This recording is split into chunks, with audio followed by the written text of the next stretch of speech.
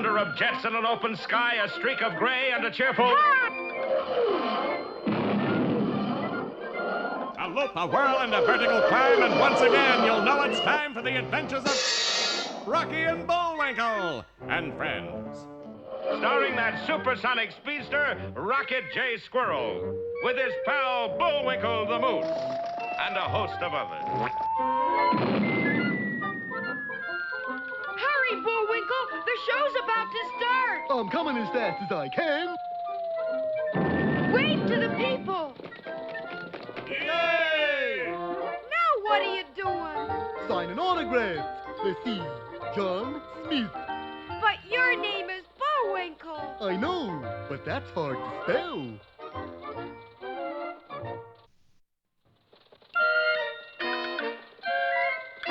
We're gonna have a lot of fun. Come on and join us. Sure, there's always room for one more.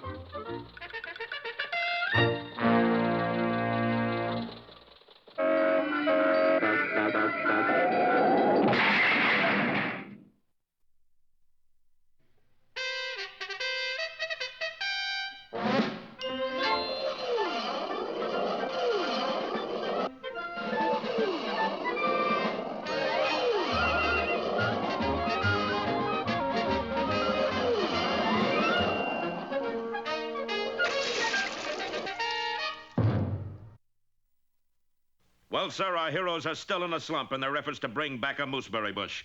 For in our last episode, the wily Boris disguised himself as a plant inspector and sprayed the last mooseberry bush in the country. When the cloud of spray was gone, so was the inspector and so was the bush. Boy, that's what I call a powerful spray. Didn't leave leaf nor whisker of either of them. Well, there goes our last chance of getting a mooseberry bush back to Washington. You mean... Yeah, we failed. What's that? Oh, it's just some Indians gone by in a canoe. But if that canoe had been closer, the boys would have seen that it didn't hold Indians at all, but Boris and Natasha, and between them, the mooseberry bush. But Rocky and Bullwinkle were too concerned with how to get back to Washington. Can't fly back. Our planes crashed. Check. Can't walk back. Takes too long. Check. Can't go by boat. Haven't got a boat. Check. Wait a minute. Sure, we got a boat. We have? Yeah, right up in that fir tree. Oh, sure, Rocky. Poor kid's been in the woods too long. He's fur crazy. No, look. Rocky, that's our wrecked aeroplane. Not for long. Come on. And so a short time later... You see, Natasha? It's like taking candy from baby. You know, darling, I have funny feeling we're being followed. Followed? Who could follow us? We stole only canoe on the river. It's just Sure enough, they were being followed. Rocky and Bullwinkle had turned their smashed aeroplane into a boat, and the plane's propellers made excellent double-bladed paddles. They're gaining on us. Like taking candy from baby, huh? You ever tried to take candy from baby? It's pretty hard. But Rocky and Bullwinkle, with no telescope, didn't know that they were so close to their goal. They'd have been even more dejected had they known what was coming, for just around the next bend in the river, Boris was planning a rather unpleasant surprise. There, we should get rid of those two idiots. But your last instructions say do not kill moose. Who's killing moose? I'm just chopping down tree. It's my fault he happens to be underneath. Shh, here they come. And Boris started the huge tree on its way down. You aren't even going to holler timber? Of course I am. Listen. Timber. Hokey smoke, Bullwinkle. Look. The enormous tree hurtled down at our heroes. But unfortunately for Boris, it was just a little too big. It fell all the way across the river and hit a cliff on the other side. But the force of its falling snapped it in two, and half the tree drove through the bottom of Rocky's makeshift canoe. We're leaking, Rocky. How are we going to get rid of that thing? We're not, Bullwinkle. That's a mast. With pine cones on it? Sure. The wind blowing through the tree makes it act like a big sail. Well, I'll be a moose. You are a moose. Yeah, I wanted something easy. We'll be in Washington in no time. Yup, if we don't sink first. So with Rocky in the crow's nest and Bullwinkle at the tiller, the strange craft sped down the river. Natasha, this requires quick thinking and positive action. What we're going to do? Run like rabbits. Come on. And a moment later, Boris's canoe started downriver with a furious burst of speed. Faster, Natasha, faster. Stroke, stroke, stroke. And so began the strangest boat race ever held, the cross-country canoe contest from Minnesota to Washington, D.C. Will our boys catch up with the spies before their sort of boat sort of sinks? Don't miss our next episode, Canoes Who, or Look Before You Leak.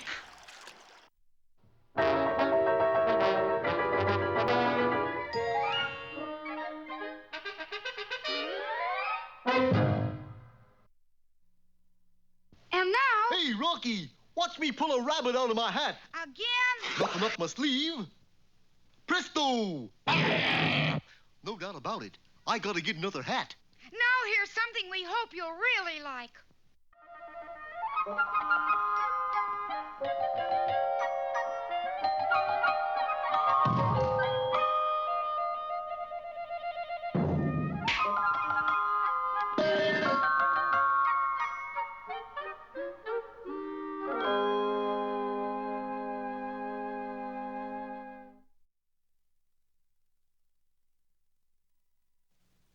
Once upon a time, there was a miller's daughter named Gladys who would spin straw all day long and sit up nights thinking of how she would like to be famous.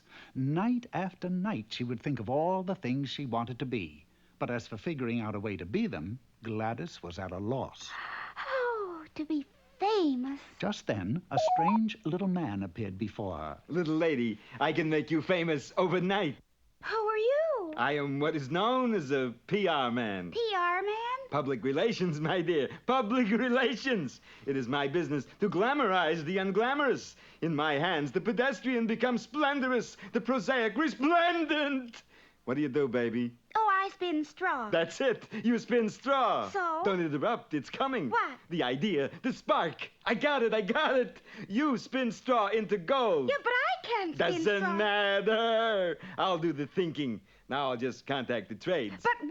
Just leave it to me, please. And so it happened that overnight Gladys did become famous. Of course, nobody had ever seen the gold, but through the PR man's magic, and since it had appeared in all the papers, the people believed it. All of them, everyone. Even the king. Gold out of straw? Bring that girl here. And so Gladys appeared before the king. I understand you spin. Not only do I spin, but I am the best spinner in your entire kingdom. I am so good. That you spin straw into gold, right? Well, I'm going to put you into a room full of my very best straw and have you spin me a room full of your very best gold. But... Of course, if you can't, you'll be locked forever in my darkest dungeon. Oh. Not so fast, king boy. Release that girl. My client is not giving gold away, you know. However, she will spin for you one room full of gold on one condition. That if she does, she automatically becomes your wife and therefore the queen. Well... give me the pen already. I'll sign. Gladys signed too, and the king left her to her task. Well, now what? Have I ever let you down, baby? Watch. And true to his word, the little man spun a room full of gold. Why, that's amazing. I know. Now look, dear, our business ends right here. You are now rich and famous, so until your firstborn comes into the world, I bid you adieu. My firstborn? Just read the contract, my dear, the fine print right there. So Gladys read the fine print, and there it said in black and white that her firstborn child must go to the little man. Well, about a year afterwards, a beautiful child was born to the king and queen. Hello again. I have come for the child, according to the contract. What the little man didn't know was that in reading the fine print, Gladys had found the loophole. I have found the loophole. Oh, no, not the loophole. Yes, quote, if the party of the first part, that's me, within 3 days discovers the name of the party of the second part, that's you, the party of the first part shall keep the party of the third part, that's him. But that may not be as easy as you think. Go ahead, lay a name on me. So Gladys laid a name on him. Tom, It was the wrong one. Harry, Alfred, Dick, Bill, Lowry, Sam, She spent all that day thinking of all the names she could, but none of them were right. Oscar, No, Edward, Roger, Leon, Charlie, Theodore, And the second day went as did the first, and as it ended, Louis. like Gladys was in despair. Oh, Just then there was a knock, come in. and the door swung open to reveal a very round man dressed as a town crier. Like, you don't know me, ma'am, but I've got to hip you to some news. Like the other day, I'm walking through this cool forest when, ma'am, what do I see but this little cat doing this Weirdsville routine? Like he's going... Skoo-skoo-ba-doo, oobop-she-bam. I am the Rumpelstilskin man. The king's got his gold, the queen's got her fame, and their baby will have my Rumpelstilskin name. Now, isn't that just too coo-coo? Yeah, coo-coo. So the next day, when the little man appeared again, the queen said, Skoo-skoo-ba-doo, oobop-she-bam. You are the Rumpelstilskin man, right? Right. Oh, man, I really goofed. and so Gladys and the king lived happily ever after, and Rumpelstilskin was never seen in the kingdom again. There were several reports concerning a young girl who could make diamonds out of turnips. But of course that was in another kingdom, and you can't believe everything you read in the papers.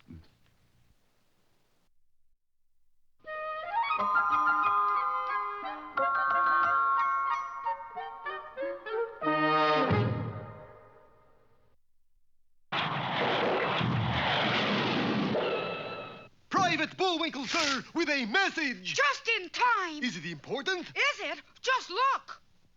And now it's time for Bullwinkle's Corner. Hello. Today's poem is Wee Willie Winkie. Wee Willie Winkie runs through the town, upstairs and downstairs, in his nightgown, peeping through the windows, crying through the lock. Are the children in their beds? For it's now 8 o'clock. George, there's a prowler outside. Help! Police! Uh-oh. There he goes! Head him off! Hold it, you. Up against the wall. Okay, what's your name? Wee Willie Winkie. Hello, R&I. You got a mate and a mug named Winkie? Why the candle? You a firebug or something? Sir, I am a moose. Okay, Jack, into the wagon. Look at that rock. That's just terrible. How come? Why, they spelled Bullwinkle with only one L. And now it's time For 5 or 6 baritone solos in the key of E. But If not... Ooh. now for another of our special features. Should have tried E flat.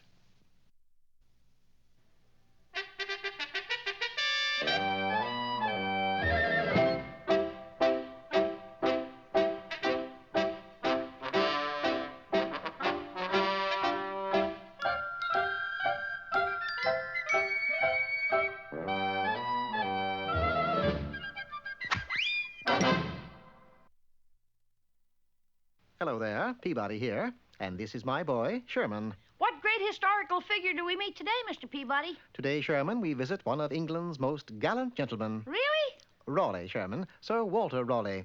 Set the Wayback Machine for the year 1580. And the place? The court of Queen Elizabeth. Seconds later, Sherman and I were in a small antechamber just off the Queen's throne room, and there, gazing disconsolately out a window, was Sir Walter. Oh, that my career should end on so sour a note. What's wrong, Mr. Raleigh? Who are you? The Queen's executioners? We're tourists. What seems to be the problem? Well, I am to appear before the Queen in exactly 1 hour and display the cargo I brought back from the American colonies. And you expect Her Majesty to be dissatisfied? Thoroughly. Why? Because the cargo is slightly waterlogged.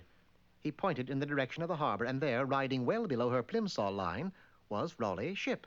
We no sooner tied at the dock than the barometer fell. Oh? Right through the floor.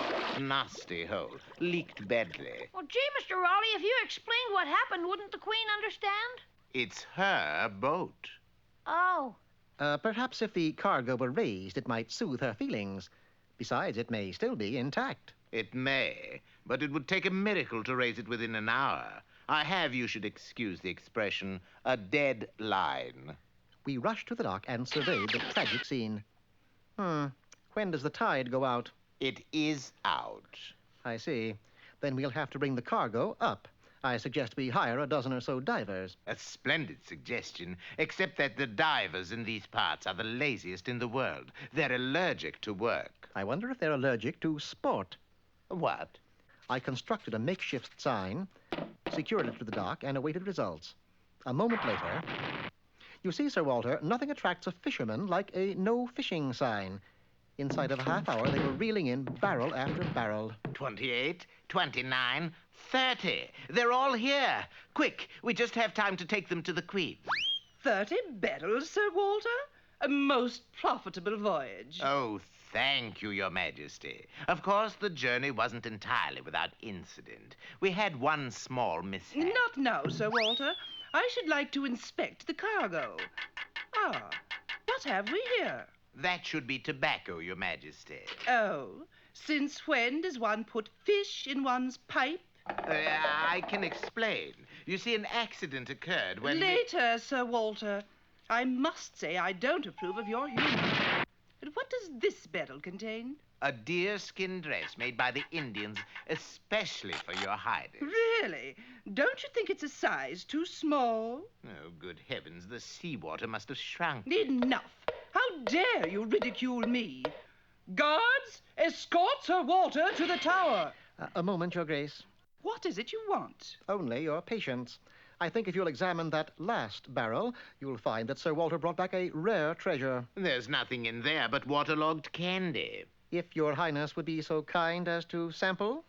Oh, no. If she tastes that stuff, we'll all be beheaded.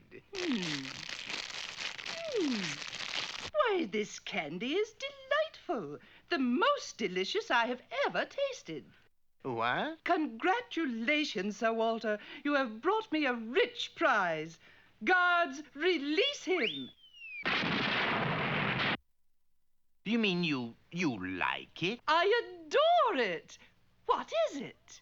Taffy, Your Majesty. Just taffy. Salt water taffy, Sir Walter. Salt water taffy. The incident closed, Sherman and I returned to my penthouse apartment. I sure am glad Sir Walter and the Queen got back on friendly terms. Unfortunately, Sherman, that didn't last. Actually, from that day on, Sir Walter harbored a secret resentment against Queen Elizabeth. Then how do you explain this picture, Mr. Peabody? Why did he spread this cloak in the mud for her? He didn't spread his cloak for her, Sherman. He had just scrawled a nasty message in the mud, and it was the only way he could cover it up. Really, Mr. Peabody? No, Sherman. Raleigh.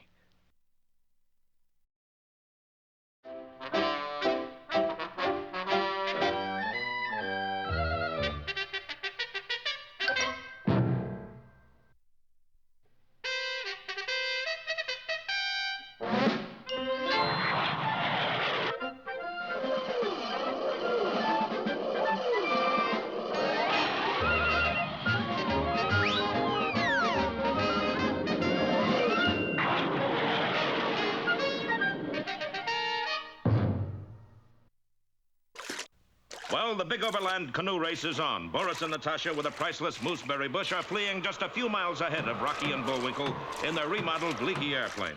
Starting at Frostbite Falls, Minnesota, the two vessels race through a couple of the largest Great Lakes. Stroke, stroke, stroke! Bail, bail, bail! Then, as they ran out of water, they carried their canoes on a portage through Chicago. Which way to Fort Wayne? That way. Thanks! Oh, excuse me. So right. And a little while later, watchers of the Gold Cup powerboat race a couple of 100 miles away were awed when the number one speedboat was overtaken by not one, but two boats. Stroke, stroke, stroke! Bail, bail, bail! Hold it, Bullwinkle! Boy, that was close.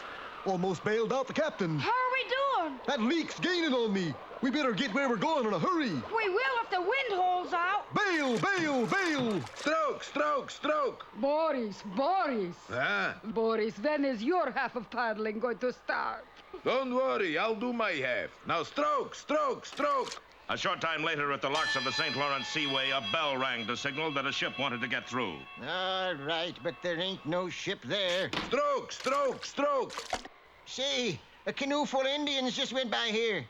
I don't care if you believe it. I just saw... Bail, bail, bail, bail! Never mind. This one I don't believe myself. Soon the two vessels had run out of large bodies of water. They began to travel in small rivers or creeks, in irrigation ditches. Anywhere there was even a trace of water, they sailed on and on and on. Stroke, stroke, stroke! Bail, bail, bail! Sort of like riding on a soggy freeway, ain't it? Crowds began to gather to watch them go by. Here they come! Stroke, stroke, stroke, stroke, stroke, stroke, stroke, stroke, stroke, stroke, stroke. Bail, bail, bail, bail, bail, bail, bail, bail, bail. They went through city parks. Stroke, stroke, stroke. Bail, bail, bail. They went through amusement parks. Have a nice ride, folks? I sure did. Stroke, stroke, stroke. Bail, bail, bail. They even got through some places without carrying their boats. Look out, Eddie! Stroke, stroke, stroke. Bail, bail, bail. And finally, on one foggy evening, as they approached Washington, D.C., only a few yards separated them. Stroke, stroke, stroke. Bail, bail, bail. Stroke, stroke. Bail, bail. Stroke. There's quite an echo. Bail. Stroke. Bail. Stroke. That's the first echo I ever heard that wrote its own dialogue. Boris, when is your half of paddling going to start? Any mile now, Natasha. Psh, I think they're right behind us. Gee, it sure is foggy. Yeah, can't see my nose in front of my face. Of course, that's quite a distance. You hear that? It's the squirrel and moose. They mustn't catch us. Just then, Boris's canoe bumped into a warning sign. Straight ahead only, no left turn. Dangerous sawmill. Sawmill, eh? Now we play little word game with that sign. What game is that? You heard of Russian roulette? Yes. This is Russian Scrabble. And so when our heroes came to the sign, they turned left toward the sawmill. And a moment later, the stillness was broken by a hideous sound. Have our friends really run into more than they can handle? Don't miss our next episode, 2 for the Ripsaw, or Goodbye, Mr. Chips.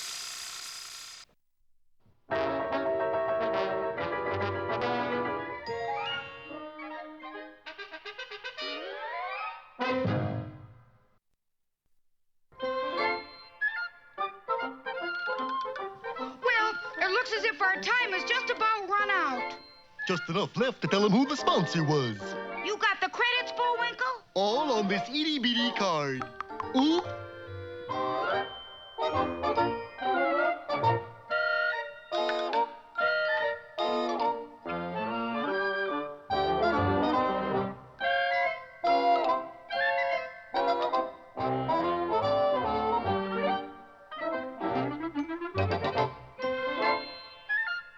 We're late again, Bullwinkle. Right.